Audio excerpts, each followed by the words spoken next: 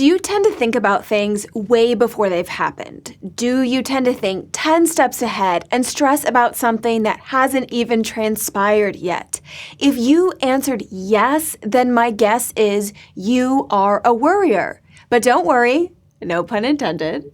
You are not doomed to think this way forever.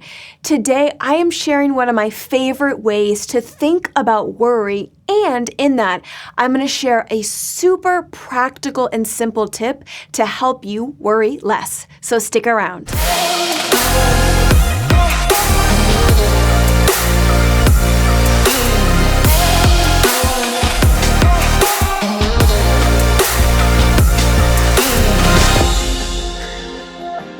Hey y'all, welcome back. In case you are new here or we don't know each other, my name is Dr. Allison and I am a licensed clinical psychologist, and I've seriously made it my life mission to really simplify psychology. So to break down the science, to break down the theories, to help people, including you, live a healthier and more meaningful life. And today we are talking all things worry. Now, when you're faced with something new or uncertain, it's totally normal and actually really helpful to think through what might happen and how you might respond. But worry is when we do this in excess. So we think, rethink, and then think some more. We're not just thinking one step ahead or considering a few options. We're thinking 10 steps ahead. It's this really consuming dwelling, right? Your thoughts can't seem to get off of the thing you're stressed out about. That is what we consider worry. And it's that framework, that way of thinking, that is so problematic and keeps so many of us really, really stuck and feeling anxious. Now, when we talk about worry, a lot of words might come in your mind. Anxiety, fear, uncertainty, nervousness, stress.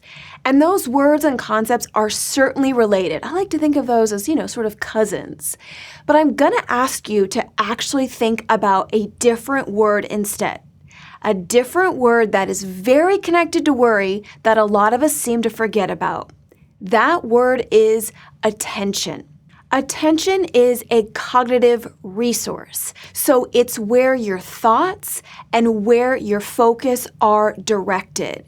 And just like any other resource, we have some say in where and how that resource is directed. Let's look at an example to really simplify this. Let's say you're in a meeting at work and your boss is talking. Now, initially you're listening to her, you're paying attention, but then slowly your attention wanders off and you find yourself thinking about what you're going to do over the upcoming weekend, what you're going to have for dinner, that email that your coworker sent you, and suddenly, before you realize it, your mind is elsewhere and you're not paying attention. So then you realize that you're not paying attention. You sort of have this oh crap moment, and then you jolt yourself kind of back to reality and shift your attention back to what your boss is saying.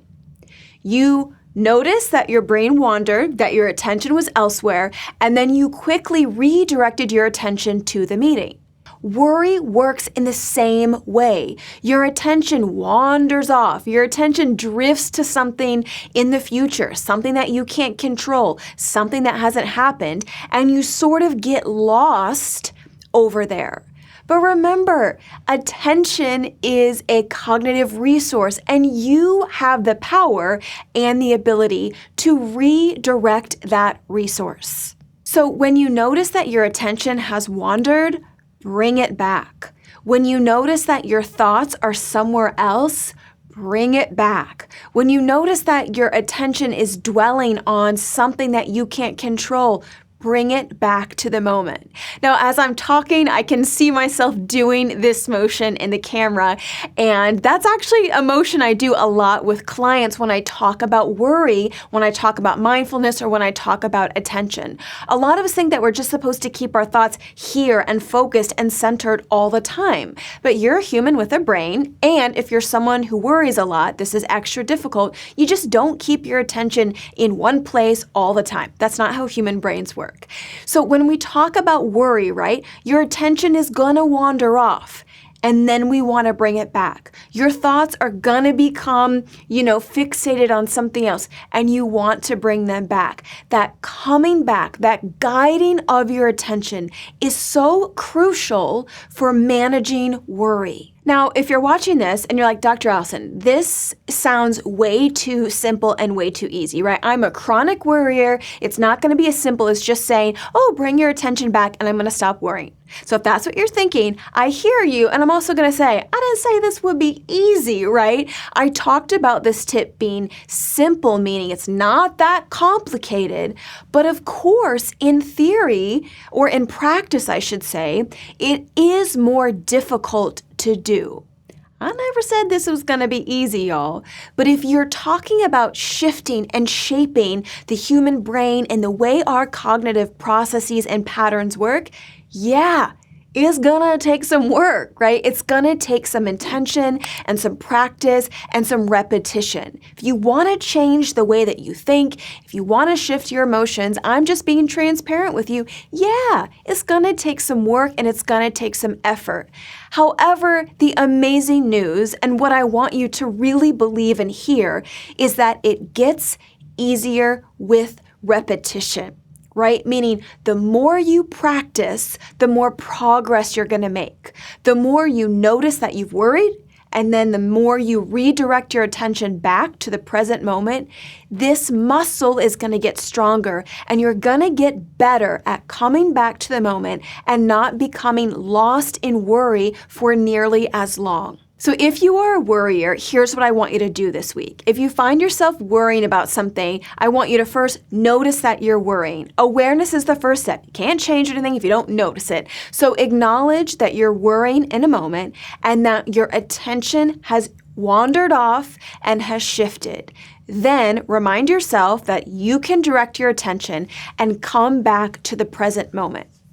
You're going to have to do this over and over and over again, but with practice, with repetition, and with some effort, you're going to find that directing your attention to the now and what's going on and what you do know and what you can control, that is going to get so much easier for you. Now, I do have a few go-to mantras for dealing with worry and bringing my attention back to the current moment. So if you think those would be helpful for you or you want to know more about those, leave a comment below and I'm more than happy to do a future video on that. If you struggle with worry, here's what I want you to remember. Worry is about attention. And attention is a resource that you can direct. So when you notice yourself worrying, redirect your attention back to the present moment. You are going to notice that with practice and repetition, this is going to dramatically change the way that you worry and the way that you think. As always, thank you so much for spending time with me here today on my channel. And more importantly, thank you for investing in yourself and your own mental and emotional health. If you want more good stuff like this, more simplified psychology, check out the rest of my channel. There's tons of videos. If you haven't subscribed already, go ahead and do that because then you'll be the first to know about brand new videos. There's also a ton on my website, drallisonanswers.com, so I'd love for you to go over and check that out as well. I will see you back soon for a new video. Thanks so much. Bye-bye.